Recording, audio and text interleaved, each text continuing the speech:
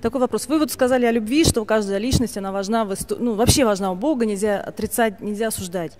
А вот в связи с последними событиями, вот мне говорят, что такой замечательный православный христианский поцелуй троекратный произошел с католиками, а я смотрю, меня как бы тошнит. Не потому что, ну, значит ли это, что я не люблю там Папу Римского там, или осуждаю его? Нет, не значит, я его вообще не знаю как человека, да? Но для меня он как еретик и как глава еретиков.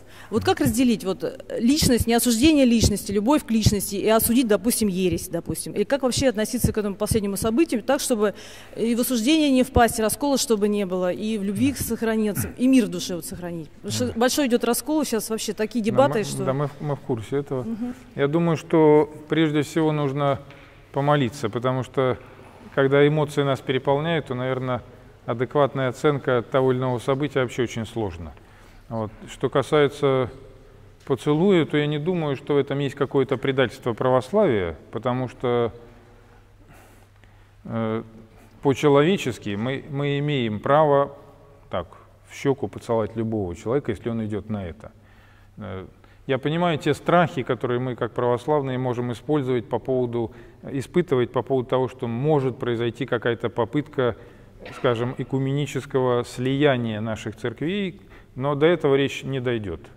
Вот, слава Богу, это известный факт, скажем, предсказанный и святыми отцами, и начиная с древности и кончая последними временами, то есть, что церковь, которая вручена православию, русская церковь, она никогда не отступит от православия. Об этом говорил святой Серафим Саровский.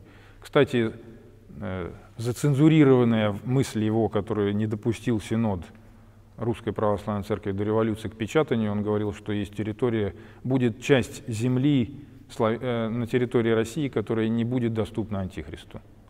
Ну, если мы читаем все апокалиптические описания, Антихрист владычествует всей землей, и ничего нельзя делать без него, ну, чтобы жить дальше. В том числе Евхаристия прекращается. Ну вот такую смелую мысль высказывает святой Серафим Саровский, что будет территория, где Антихрист не будет властвовать, и она будет на территории России. Вот. Другое дело, что мы не должны этим гордиться, но речь о том, что мы знаем, что православная церковь, вот этот страх, знаете, как вот борется с православием по-разному, в том числе с православием борется с тем, что его пугают, что скоро ты перестанешь быть православным, церковь твоя будет неправославная, беги в лес, как раскольники. Ну и чем кончается, что если человек испугается, по смысле святых отцов, значит, он уже согрешил. Если он воспылает злобой на тех, кто борется с православием, он тоже согрешил. Христос распятый, говорит, не проклинает. Это люди были гораздо хуже, может быть, многих современных еретиков. Они бесчеловечно распинали Христа, но тем не менее Христос за них молится. Поэтому наша задача, скажем так, я бы назвал это переформатировать свое мышление, потому что воцерковились-то мы все не так давно, церковь восстанавливается, и даже если кто с детства в церковь ходит, во многом менталитет у нас светский. Поэтому отсюда рождается такая мысль: если ошибется начальник, то плохо будет всем. Ну, как в светской системе. Бизнес-решение неправильное, все получают маленькую зарплату, плохо жить. Надо что-то менять с президентом, да, или и так далее. Все очень, так сказать, треугольник такой, очень простой.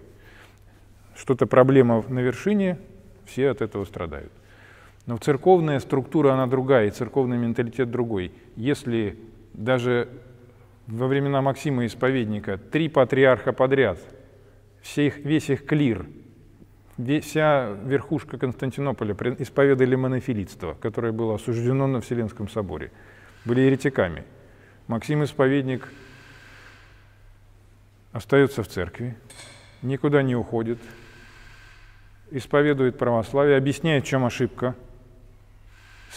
беседует с еретиком Пиром, это до сих пор диалог с Пиром запротоколирован в патрологии имени, можно его читать, не плюет ему в лицо, хотя он хулит Христа, так скажем, с точки зрения строгого православия, тот хулил Христа, он говорил, что во Христе нет одной из воль, то есть он принижал подвиг Христа.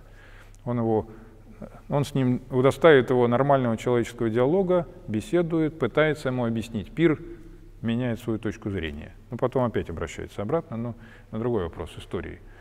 Но если мы рассмотрим историю церкви, церковь с точки зрения православия возглавляется Христом. Любой человек, находящийся в церкви, будь то патриарх, священник, мирянин, уборщица в храме, они занимают место в этой структуре, но эта структура работает не так, как светская структура. Если кто-то делает ошибку, это не приводит к уменьшению, вот как думают, я бы назвал это фарисейско-языческие зелоты от православия, они считают, что если я помолился за этого Васю, у которого там папа самоубийца, то я буду завтра грезить самоубийством. Но, может быть, действительно мне будет трудно, если я действительно за него молюсь. Но бояться этого я не должен. Точно так же и здесь. Если мы боимся, что у нас поток благодати уменьшился сразу, что патриарх встретился с Папой Римским, это ложь. Благодать Христос вчера и дни сего во веки той же. Кроме того, еретических каких-то подписей не было принято. То есть мы не сказали, что католики там... То, что было сказано, что они братья, для нас все братья по Адаму и все братья по Христу. Мы не можем сказать, что они нам враги. Хотя они часто ведут себя как враги.